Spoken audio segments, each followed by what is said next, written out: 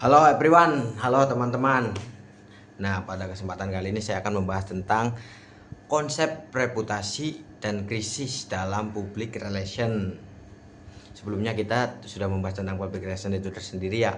Nah, kita di sini langsung membahas tentang konsep reputasi dan krisis dalam public relation.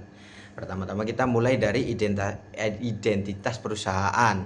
Setiap organisasi perlu memiliki identitas yang jelas agar mudah dikenali oleh publik. Identitas ini bisa berupa logo, warna, atau semacam hal yang bisa dapat diinikan. Pokoknya lah itu adalah maupun nilai yang mencerminkan visi dan misi perusahaan. Identitas juga menunjukkan bagaimana perusahaan ingin dipandang oleh masyarakat. Dengan identitas yang kuat, perusahaan dapat membangun kepercayaan dari stakeholder baik internal maupun eksternal. Nah, selanjutnya adalah citra. Citra merupakan persepsi atau kesan yang dimiliki masyarakat terhadap suatu perusahaan atau organisasi. Citra terbentuk dari pengalaman, informasi, dan komunikasi yang dilakukan oleh perusahaan.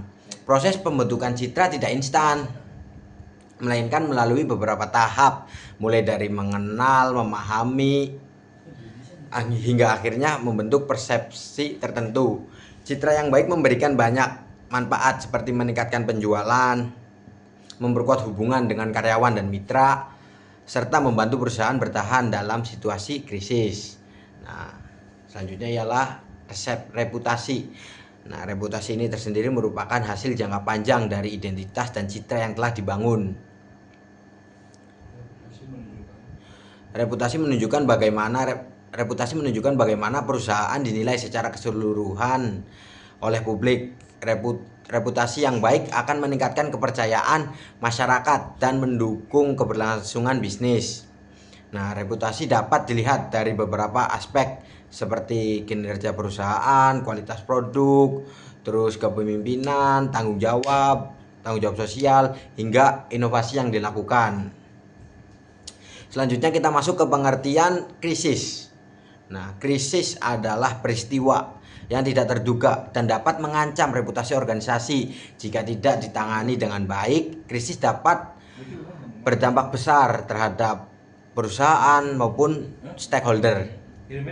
Nah, krisis memiliki beberapa karakteristik, yaitu terjadi secara tiba-tiba, menimbulkan ketidakpastian, memicu kepanikan, serta berpotensi menimbulkan konflik dan merusak citra organisasi. Nah, lalu apa saja sumber krisis? Nah, krisis dapat berasal dari dua faktor, yaitu internal dan eksternal. Nah, faktor internal meliputi kesalahan manusia atau kesalahan karyawan atau mitra, kegagalan manajemen, dan masalah teknologi. Sedangkan faktor eksternal bisa berupa peraturan pemerintah, bencana alam, maupun tindakan pihak luar yang merugikan organisasi. Selain itu, krisis juga memiliki beberapa jenis, seperti krisis teknologi, krisis konfrontasi dengan publik, krisis sabotase atau malevolence, krisis manajemen, krisis bencana alam, dan krisis produk. Nah, sebagai kesimpulannya, identitas, citra, dan reputasi merupakan tiga hal yang saling berkaitan dalam membangun kepercayaan publik terhadap organisasi atau perusahaan. Namun, krisis bisa datang kapan saja dan mengancam reputasi tersebut. Oleh karena itu, peran public relation sangat penting dalam mengelola komunikasi dan menangani krisis agar dampaknya dapat diminimalkan. Nah, sekian penjelasan dari saya.